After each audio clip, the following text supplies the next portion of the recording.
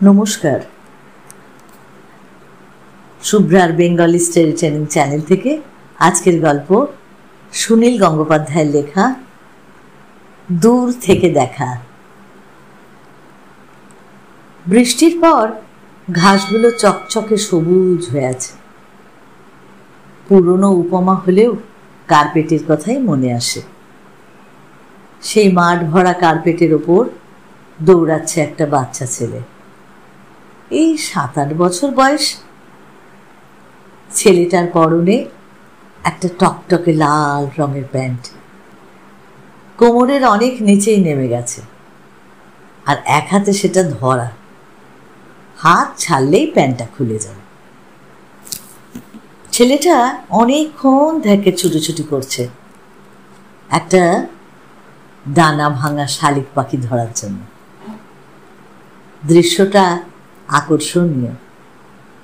লিখতে লিখতে কলম থামিয়ে আমি সেদিকে এক দৃষ্টে চেয়ে আছি। ছাদের উপর একটা ছোট্ট ঘর আমি সম্প্রতি পেয়েছি, সেখানে এখন লিখতে বসি। ঘরটা সারা পৃথিবীর থেকে বিচ্ছিন্ন মনে হয়। চারিদিকে শুধু ছাদ, যেন ছাদেরই জগৎ, কোনো মানুষজন নেই। সকাল 9-10টায় কে আর ছাদে উঠবে? প্রচির দেখা যায় কাপড় মেলতে এসেছে কোনো ঝি, অথবা দূরে কোনো রান্নাঘরের জানলায় কোনো সুন্দরী রমণীর শরীরের একাংশ। কিছু কিছু গাছপালাও চোখে পড়ে। আমার বাড়ি শহরের ধার ঘেঁষে, সামনেই ওভারব্রিজ, তলায় রেল লাইন।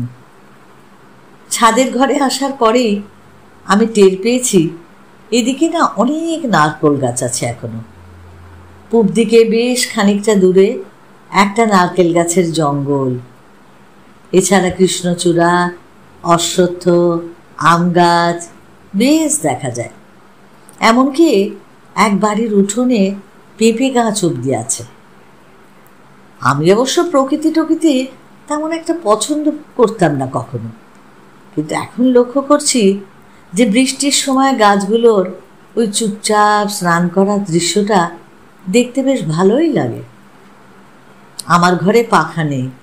কখনো কখনো বেশি গরম লাগলে আমি দূরের নারকেল গাছগুলোর দিকে তাকিয়ে দেখি ওদের পাতা নড়ছে কিনা। জমির দাম আগুন হলেও এখনো কিছু কিছু জমি খালি পড়ে আছে। হয়তো মালিকানার গন্ডগোল বা অন্য কিছু কারণ থাকে। এরকমই একটা জমি বেশ বড় ফুটবলের মাঠ হতে পারত। চারদিকে পাঁচিল ঘেরা, অনেকদিন থেকে বিনা রক্ষণাবেক্ষণে আছে দেখছি। পাঁচিলের একদিকে এর মধ্যেই বেশ বড় একটা গোল গর্ত হয়েছে। তার মধ্যে দিয়ে দৈত্যের বাগানে শিশুদের মতো রেল লাইনের পাশের বস্তির ছেলেমেয়েরা খেলা করতে আসে। আমার লেখার টেবিলের সামনেই জানলা, সেই জানলার সোজাসুজি ওই মাঠ। একটু চোখ তুললেই ওদিকে তাকাতে হয়। শালিক পাখিটা বাচ্চাই হবে বোধহয়, একটু একটু উড়েই আবার পড়ে যাচ্ছে। ছেলেটা একবার ধরেও ফেলছে সেটাকে, কিন্তু এক হাতে রাখতে পারছে না। অন্য হাত ব্যবহার করতে গেলে আবার প্যান্টটা ছেড়ে দিতে হয়। দুটো শালিক ব্যাকুলভাবে ছেলেটার মাথার কাছে ওড়াউড়ি করছে। দুটো কেন, শিল্পীরা যে ঘর সংসার কিংবা সন্তান সন্ততির ব্যাপারে মাথা ঘামায় না, তার প্রমাণ হচ্ছে কোকিল। গুণহীন বলেই বোধহয় পাখিদের মধ্যে শালিকের সন্তান স্নেহ অত্যন্ত বেশি। কিন্তু দুটো কেন? জন্তু জানোয়ারেরও তো পিতৃস্নেহ বলে কিছু থাকে না শুনেছি। শালিক দুটো ছেলেটার খুব কাছাকাছি উড়ে উড়ে ওর দৃষ্টি ফেরাবার চেষ্টা করছে। ছেলেটা অবশ্য তাতে ভুলবে না।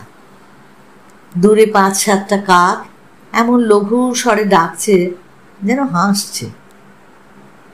কাকের বাচ্চা নিয়ে কেউ এরকম খেলা করলে ওরা এতক্ষণ তার জীবন অতিষ্ঠ করে দিত।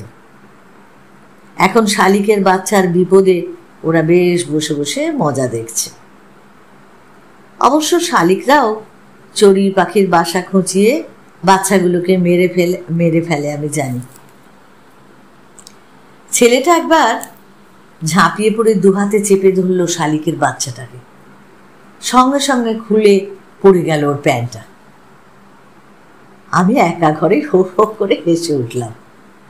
ছেলেটা জানে না যে ওকে কেউ দেখছে। তবু পাখিটাকে ছেড়ে প্যান্টটাকে টেনে তুলল। আবার একটু বেঁকে দাঁড়িয়ে চিন্তা করতে লাগলো কি যেন একটা। পাখির বাচ্চাটা লাফিয়ে লাফিয়ে অনেকটা দূর চলে গেছে। দুই অভিভাবক পিড়িং পুড়িং করে কি যেন উপদেশ দিচ্ছে তাকে। লাল প্যান্ট পরা ছেলেটা কিন্তু হাল ছাড়ল না, আবার দৌড়ে দৌড়ে শুরু করে দিল। সেই সারা মাঠ জুড়ে দৌড়তে আরম্ভ করলো। এটা একটা সুন্দর দৃশ্য। কোনো বাচ্চা ছেলে যখন একা একা খেলা করে তখনই তাকে সব থেকে সুন্দর দেখায়। একা খেলার সময় কি অসম্ভব মনোযোগী হয় ওরা। দৃশ্যটা আমার বেশি ভালো লাগছে এই কারণে যে ওই ছেলেটা থাকে রেল লাইনের পাশের বস্তিতে, যেটা এই পাড়া ঝি চাকরদেশ্বর ডিপো। ওখানে আছে নিরানন্দ, মারামারি। ওখানে দুবেলা খাবার নেই, চিনি কিংবা মাছের স্বাদই তারা জানে না। ওই জায়গাকার একটা ছেলে কারুর কাছ থেকে চেয়ে আনা লাল রঙের প্যান্টুল পরা সে আপন মনে খেলছে। এখন এই বালকের খেলার যা আনন্দ, পৃথিবীর বোধহয় কোনো বালক এর থেকে বেশি কিছু পায় না। সুন্দর দৃশ্য দীর্ঘস্থায়ী হয় না অবশ্য। দৌড়াদৌড়িতে পরিশ্রান্ত ছেলেটা হঠাৎ মত বদলে ফেলে। দুহাতের ব্যবহার ছাড়া সে পাখিটাকে কিছুতেই ধরতে পারবে না জেনে এবার সে একটা ইটের টুকরো কুড়িয়ে নেয়। এবার সে শালিকের বাচ্চাটাকে মারবে। আমি আঁতকে উঠলাম। একবার ভাবলাম চেঁচিয়ে বারণ করি, কিন্তু আমার গলার আওয়াজ অত দূর তো পৌঁছবে না। তাছাড়া ও শুনবেই বা কেন আমার কথা?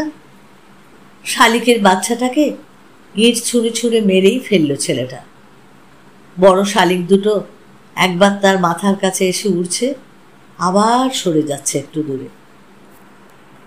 মায়ের সামনেই হত্যা করা হচ্ছে তার সন্তানকে, কিন্তু প্রতিরোধ করার ক্ষমতা নেই তার। এটা এমন কিছু নতুন ব্যাপার নয় পৃথিবীতে, কিন্তু আমার চোখের সামনেই ঘটে বলে আমি যেন একটু মুষড়ে পড়ি। খেলা শেষ হয়ে গেছে। ছেলেটা এক দৌড়ে দেয়ালের গর্ত পেরিয়ে চলে গেল আমার দৃষ্টির আড়ালে। তখন চোখে পড়ল এক কোণে একটা বেড়াল চুপ করে বসেছিল। এবার সে গুটি গুটি পায়ে এগোচ্ছে সেই মরা শালিকটার দিকে। তার মা তখনও খুব কাছে বসে। বেড়ালটাকে আমি আগে লক্ষ্য করিনি। ও ঠিক সময়টার জন্যই অপেক্ষা করছিল। আমি জানলার থেকে মুখটা ফিরিয়ে নিলাম। মনটা খুব খারাপ লাগছে। আমার চোখের সামনেই শালিকের বাচ্চাটা মরে গেল। আমি যখন এ ঘরে থাকি না সেই সময় মরলেই তো পারত। কিছুক্ষণ আমি চুপ করে বসে রইলাম, কিন্তু এরকম করলে তো চলবে না। অনেক জরুরি লেখা আমার বাকি আছে। মন ভালো করার জন্য আমি উঠে দাঁড়িয়ে কিছুক্ষণ নিজেকে ভ্যাংচালাম। তাতেও কিছু হলো না বলে নাচতে শুরু করলাম। আমি খানিকক্ষণ মণিপুরি সর্পনৃত্যে অভ্যাস করা গেল। একা ঘরে থাকার এই একটা সুবিধা, যাই করি কেউ পাগল ভাববে না। কিন্তু নাচের পরেও মনটা শান্ত হয় না। ছাদে বেরিয়ে এসে এদিক ওদিক তাকিয়ে খুঁজতে থাকি, যদি কোনো সুন্দরী রমণীর এক চিলতেও দেখতে পাওয়া যায়। বেশিক্ষণ খুঁজতে সাহস হয় না অবশ্য, কারণ আমাদের কাছাকাছি একটা বাড়িতে একটা বদ্ধ উন্মাদ স্ত্রীলোক আছে। কচির তার সঙ্গে চোখাচোখি হয়ে গেলে আমার বুকটা কাঁপে। তখন আমি দূরের দিকে তাকিয়ে যা দেখা যায় না সেটা যেন দেখার চেষ্টা করি। দিন তিনেক বাদে দুপুরবেলা দেখলাম আমাদের বাড়ির সিঁড়িতে সেই লাল প্যান্ট পরা ছেলেটা বসে আছে। একটু চমকে উঠলাম। এই বাড়ির সদর দরজা এবং সিঁড়ির থেকে নিয়মিত বাল্ব চুরি যায়। অনেক চেষ্টা করেও তো চোর ধরতে পারি না। অনেক সময় দিনে দুপুরেও বাল্ব অদৃশ্য হয়। বাড়িওয়ালাও একসময় হার স্বীকার করে জানিয়েছেন, এ পাড়ায় মশাই সিঁড়িতে আলো জ্বালিয়ে রাখার উপায় নেই। আমি ছেলেটার দিকে কড়া চোখে তাকালাম। সে মুখটা নিচু করে বসে রইল। যেভাবে টিকটিকির মতো দেয়াল বেয়ে ওঠে বাল্ব খুলে নেয়, তাতে এরকম বাচ্চা ছেলেরই কাজ। কিন্তু চোর আমাকে দেখেও সিঁড়িতে বসে তো থাকবে না। কি চাই? ছেলেটা মুখ তুলে তাকালো। এখন একে শালিক হত্যাকারী বলে আর চেনা যায় না। নিতান্ত গোবেচারা মুখ, অনেকটা মহাত্মা গান্ধীর বাল্যকালের ছবির মতো। উত্তর না পেয়ে আবার জিজ্ঞাসা করলাম, কি চাই? আমার মায়ের সঙ্গে এসেছি। ভেতরে এসে দেখলাম একজন বর্ষীয়সী স্ত্রীলোক আমার মা ও বৌদির সামনে মাটিতে বসে ইনিয়ে বিনিয়ে অনেক কিছু বলছে। দেখলেই বোঝা যায় জি ক্লাসের মেয়ে ছেলে। আমার মা আর বৌদি ওকে চেনেন মনে হলো। বসবার ঘরে খবরের কাগজটা খুলে আন্তর্জাতিক অস্ত্র পরীক্ষা বিষয়ে পড়তে পড়তেও আমি ওদের সব কথা শুনতে পাচ্ছিলাম। স্ত্রীলোকটা তার নিজের জীবন কাহিনী বলে যাচ্ছে। দুঃখের কাহিনী শুনতে আমার ভালো লাগে না। দুঃখের কাহিনী সব সময় একঘেয়ে হয়। পঙ্গু স্বামী, অনেকগুলো ছেলে মেয়ে, 2 সপ্তাহ রেশন তুলতে পারিনি, কি করে বাঁচবো বলুন, এই সব আর কি, নতুন কিছু না। মোট কথা স্ত্রীলোকটা আমাদের বাড়িতে কাজ চায়। একসময় তার বড় মেয়ে এ বাড়িতে কাজ করত। 2-1 দিন সেও এসে বদলি কাজ করে দিয়ে গেছে। সেই সূত্রেই আমাদের সঙ্গে তার যোগাযোগ। আমাদের বাড়িতে একজন ইতিমধ্যেই কাজ করছে। একজনকে কাজ দেবার জন্য তো আরেকজনকে ছাড়িয়ে দেওয়া যায় না। কিন্তু যে 2 সপ্তাহ রেশন তুলতে পারেনি, সে এই যুক্তি বুঝবে না। তাকে কিছু একটা ব্যবস্থা তো করে দিতেই হবে। ওই সব ঘ্যান ঘ্যানে কথাবার্তার মধ্যে একটা মাত্র বিষয় উল্লেখযোগ্য। ওই স্ত্রীলোকটার যে কিশোরী মেয়েটা একসময় আমাদের বাড়িতে কাজ করত, সে এখন যুবতী হয়েছে এবং সে এখন মায়ের সঙ্গে ঝগড়া করে আলাদা বাসা নিয়েছে। তার রোজগার ভালো, সে গালে স্নো পাউডার মাখে। কিন্তু মা, আমি মরে গেলেও তার অন্ন খাবো না। সে সেদে দিতে এলেও তার কাছে একটা আধ লাও নেব না। বুঝতে অসুবিধা হয় না যে মেয়েটা এখন বেশ্যা হয়েছে। ওই স্নো পাউডার মাখার কথাটা শুনলেই ধরা যায়। আশ্চর্য, গরিবের মধ্যে এত পাপপূর্ণ বোধ প্রবল থাকে। এই গোয়ার ধারণাগুলোর জন্য না খেয়ে থাকতেও তারা রাজি আছে। ঝিগিরি করার চেয়ে বেশ্যা হওয়া খারাপ, চুরি ডাকাতি করার থেকেও। 2 সপ্তাহ রেশন না তুললে বস্তির লোকেরা কি খেয়ে থাকে কে জানে। গত সপ্তাহে আমাদের রেশন থেকে অখাদ্য সব চাল দিয়েছে। শুধু কাঁকড় আর পোকা ধরাই নয়, তাতে একটা বিশ্রী গন্ধ। ওই স্ত্রীলোকটাকে চাকরি বদলে সেই চাল দান করে দেওয়া হলো। 2টো রুটি ওর ছেলেটার জন্য। বারান্দা থেকে স্পষ্ট দেখা যায় ছেলেটা সেই রুটি 2টো চিবুতে চিবুতে আর লাফাতে লাফাতে যাচ্ছে মায়ের পেছনে। ছেলেটার আনন্দ পাবার ক্ষমতা অসীম। ওর যে দিদি আমাদের বাড়িতে আগে কাজ করত, তাকে মাঝে মাঝে পথে ঘাটে দেখি। এরপর একদিন বাস স্টপে সেই মেয়েটাকে দেখে একটু বিশেষ কৌতূহল নিয়েই তাকালাম। সত্যি গালে স্নো পাউডার মেখেছে, ঝালঝালে সস্তা সিল্কের শাড়ি, পায়ে গোলাপি রঙের একটা প্লাস্টিকের চটি, একটা ছেঁড়া ব্লাউজ, হাতে আবার একটা ভ্যানিটি ব্যাগ। সে যেন আমাকে দেখে একটু লজ্জা পেয়েছে। মুখটা ঘুরিয়ে রইল অন্যদিকে। স্বাস্থ্যটা বেশ ভালো হয়েছে, দেখলেই বোঝা যায় 2 বেলা ঠিক মতন খেতে পায়। আগে 3-4টে ঠিকই কাজ করত, এখন নিশ্চয়ই তার থেকে ওর খাটনি কম আর রোজগার অনেক বেশি। আমি মনে মনে ওকে আশীর্বাদ করলাম যে বেঁচে থাকো, সুখী হও। রাত্রিবেলা ছাদের ঘরটা আবার অন্যরকম লাগে। বেশি চাপ পড়েছে বলে রাত জেগে লিখতে শুরু করেছি কদিন ধরে। খুব মন দিয়ে 2-একটা ঘটনা লেখার পর হঠাৎ মনে হয় ছাত্র বয়সে যদি এরকম একটা ঘর পেতাম, নিশ্চয়ই আমি সব পরীক্ষায় ফার্স্ট হতাম। হাত পা ছড়াবার জন্য মাঝে মাঝে ঘরের বাইরে এসে দাঁড়াই। জাহাজের মতো বিরাট বিরাট সব আলোকোজ্জ্বল বাড়ি হঠাৎ দপ করে অন্ধকার হয়ে যায়। লোডশেডিং। নিমেষে শহরটাকে মনে হয় যেন মৃতপুরী। শুধু রেল লাইনের পাশের বস্তিতে আলো দেখা যায়, ওখানে তো ইলেকট্রিক নেই। ওপরের দিকে তাকিয়ে বুঝতে পারি কতদিন আকাশ দেখিনি। মাঝে মাঝে দেখা স্বাস্থ্যকর। আমি খোঁজ খবর না নিলেও আকাশটা আগের মতোই ঠিকঠাক ভালো আছে। আর একটু টাকা পয়সা পেলে কোন তারায় গিয়ে একটা বাড়ি বানাবো সে বিষয়ে মনে মনে একটা ছক এঁকে ফেলি। সেই মুহূর্তে নিজেকে বেশ একটা সুখী, স্বাস্থ্যবান বলে মনে হয়। প্রিয় নামে ডাকলাম, হ্যালো প্রিন্স অফ ডেনমার্ক। ঘরে এসে মোম জেলে আবার লিখতে বসি। জানলার বাইরের অন্ধকারটাকে মনে হয় যেন নারী, এক রাশ কালো চুল মেলে চুপচাপ যেন আমায় দেখছে। জিজ্ঞাসা করলাম, কেমন আছো? দমকা হাওয়ায় নিভে গেল মোমটা। আমি তখন সেই অন্ধকারকে আলিঙ্গন করে বেশ বড় দুটো চুমু খেলাম। তুমি আমার মাথায় হাত রাখো, দু আঙুল দিয়ে যতটুকু নুন তোলা যায় আমার ততটুকুই আমাকে ভালোবাসবে। একলা ঘরে থাকলে এরকম যা খুশি করা যায়, কিন্তু লেখায় মন বসছে না। আবার মন দেবার চেষ্টা করতেই কানে ভেসে হলো একটা বাচ্চার তীক্ষ্ণ কান্নার আওয়াজ, যেন কেউ মেরেছে। বাচ্চাদের কান্নার আওয়াজ শুনতে আমার একটুও ভালো লাগে না, ভুরুটা কুঁচকে যায় আপনা থেকে। তারপর শুনতে পাই ঘন ঘন ট্রেনের হুইসেল, যেন কিসের সংকেত। এটা আমার চেনা। ট্রেনটা থেমে গেছে। কিছুক্ষণ বাদে বাদে পরপর 4 বার লম্বা হুইসেল দিচ্ছে। ওভারব্রিজের তলাটায় ওয়াগান ব্রেকারদের আড্ডা। পরমানন্দে কিছু লুটপাট চলছে। এটা নিয়মিত ব্যাপার। যে অন্ধকারকে আমি শুধু নারী ভেবেছিলাম, সেই অন্ধকার ওদের কাছে অন্নপূর্ণা। আমি আবার ছাদের আলসের কাছে গিয়ে ওদের কাণ্ড কারখানা দেখবার চেষ্টা করলাম।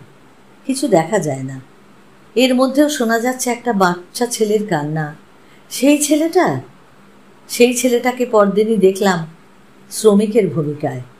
ব্রিজের আরম্ভের মুখে যে ট্যাক্সিগুলো দাঁড়িয়ে থাকে, সেই ট্যাক্সিগুলো ধোয়া মোছার কাজ নিয়েছে।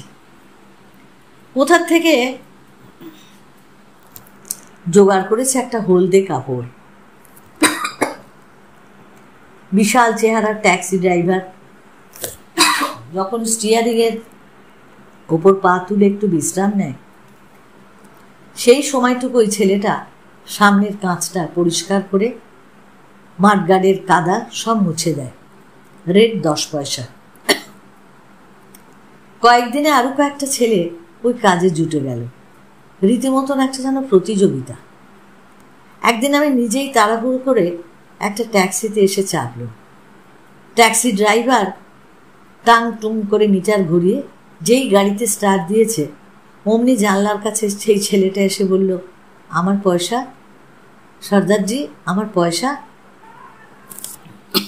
সর্দারজি বলল, ভাগ, আধা কাম নেই হওয়া। পয়সা না দিয়েই সর্দারজি গাড়ি ছেড়ে চলে এলো। ছেলেটা খানিকক্ষণ পেছন পেছন ছুটে এসে দাঁড়িয়ে পড়ল একটা জায়গায়। সর্দারজি আপন মনেই শব্দ করে হাসছে, যেন একটা খুব মজার ব্যাপার। আমি একবার ভাবলাম ওইটুকু ছেলেকে ঠকাবার জন্য সর্দারজিকে একটা ধমক দেব। এখনও পিছু ফিরে পয়সা দেওয়া যায়, কিন্তু পরক্ষণেই মনে হলো এটা ওদের নিজস্ব ব্যাপার। একটা বাঘ কি অন্য বাঘের বাচ্চার প্রতি মায়া দয়া দেখায়? মানুষ তার থেকে কতটা আর আলাদা। তাছাড়া সর্দারজি বাচ্চা ছেলেদের সঙ্গে কষ্টি নষ্টি করতে ভালোবাসে। এটা বোধহয় সেরকমই একটা কিছু হবে। আসলে আমি এসব যুক্তি বানাচ্ছিলাম নিজেকে বাঁচাবার জন্য। আমার মনে মনে অনেক কথা এলেও মুখে তা বলতে পারি না।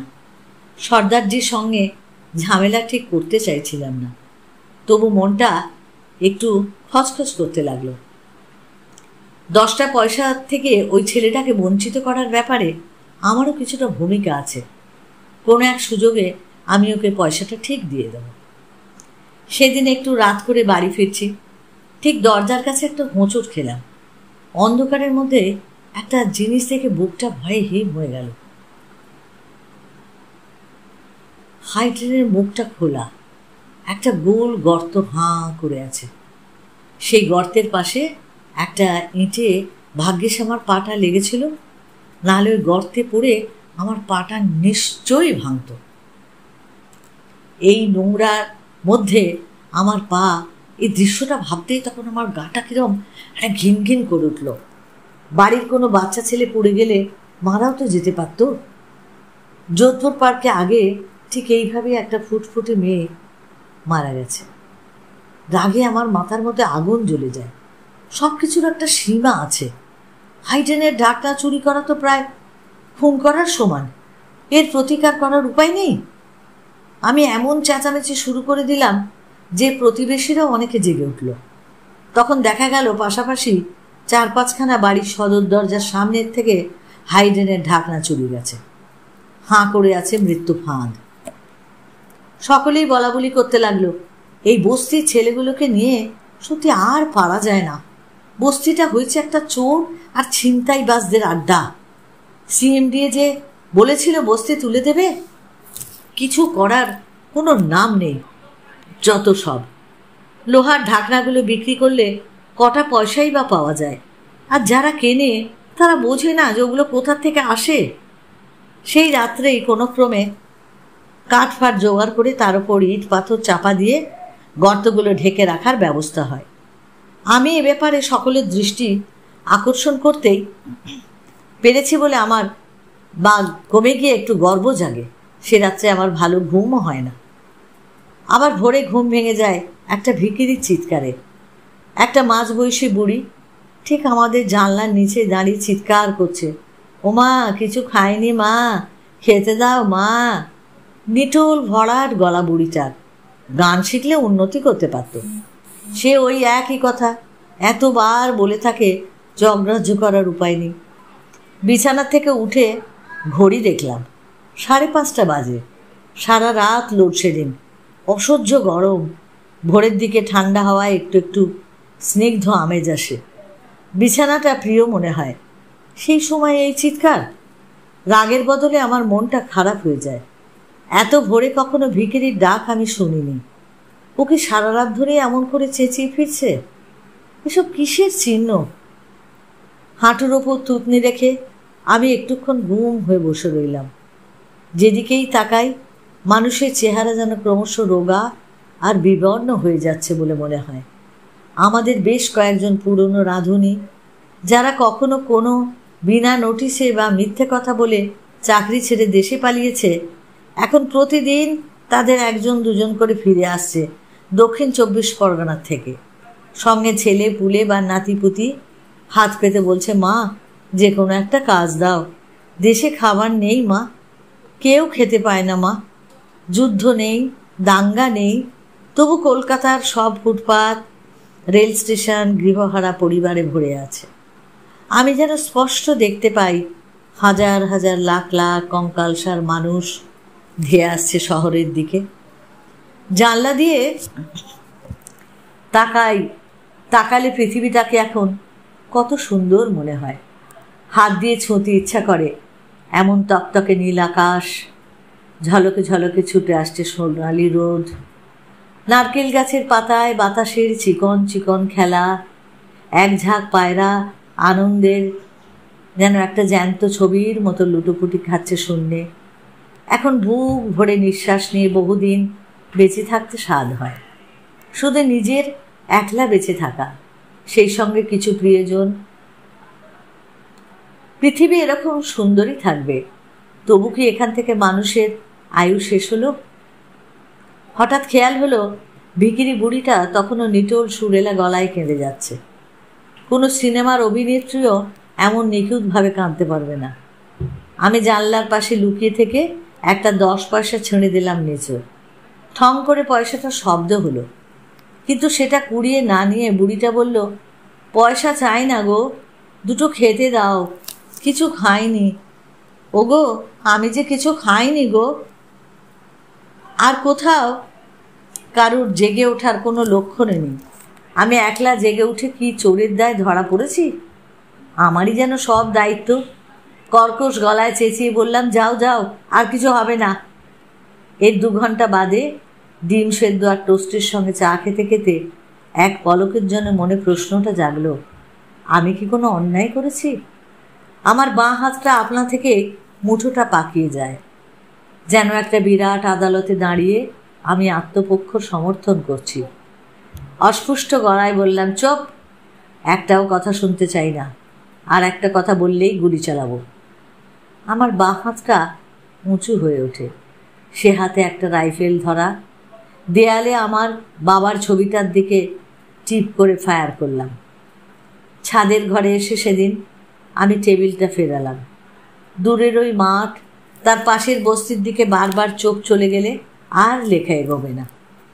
এদিকে জানলা দিয়ে দেখা যায় একটা বিরাট ফ্ল্যাট বাড়ির পেছনের দিকটা, আর কয়েকটা সুশ্রী অট্টালিকার 2 তলা 3 তলার বারান্দা।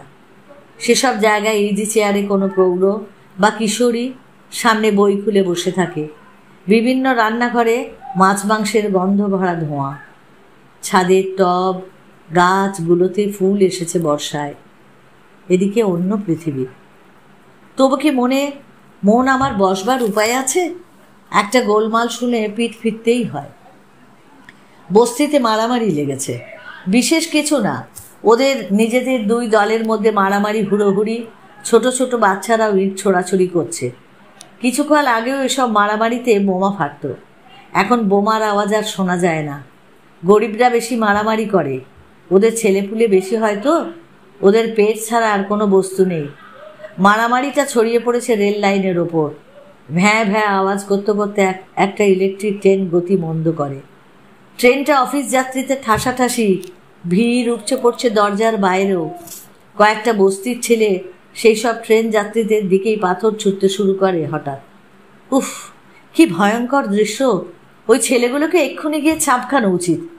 আমি চোখটা বন্ধ করে ফেলি, আবার চোখটা খুলতে হয় একটা ভয়ঙ্কর চেঁচামেচির মধ্যে। ট্রেনটা এবার জোরে বেরিয়ে যায়। ট্রেনের প্রতিশোধ নিল পরের দিন। আমি তখন বাজারে যাওয়ার জন্য রাস্তায় বেরিয়েছি। দেখলাম রাস্তা সব লোক দৌড়চ্ছে ট্রেন লাইনের দিকে। স্রোতের বিপরীত দিকে যাওয়া যায় না। সব লোক যেদিকে যাচ্ছে আমিও সেদিকেই এগোলাম। ট্রেন লাইনের পাশেই বিরাট লম্বা বস্তি। অনেকের প্রায় লাইনের ওপরই সংসার। কুকুর, ছাগল, বাচ্চারা লাইনের ওপর বসে রোদ পোয়ায়। আজ ট্রেন হুইসেল না দিয়ে জোরে বেরিয়ে গেছে। চাপা পড়েছে একটা ছাগল আর একটা মানুষ। আমি পৌঁছে দেখলাম লাইনের ওপর চাপ চাপ রক্ত পড়ে আছে। তা ওই ছাগলটার দুদণ্ড হয়ে গেছে একেবারে। পাঁঠা বলে অনেক দেখেছি, সুতরাং ছাগলের রক্ত দেখে গা গুলিয়ে ওঠার তো ঠিক কথা নয়। কয়েকটা লুঙ্গি পরা ছেলে ছাগলের টুকরো দুটো ধরাধরি করে তুলে দৌড়ে কোথায় যেন সব চলে গেল। ছেলেটার গা থেকে কিন্তু একটুও রক্ত বেরোয়নি। ও নাকি ট্রেনের একেবারে সামনে দিয়ে ছুটে পালাতে গেছিল। ধাক্কা লেগে ছিটকে পড়েছে লাইন থেকে অনেকটা ধারে। এখানে লাইনটা বাঁক নিয়েছে তো, এখনো বেঁচে থাকলেও থাকতে পারে এরকম মনে হয় ওকে দেখলে।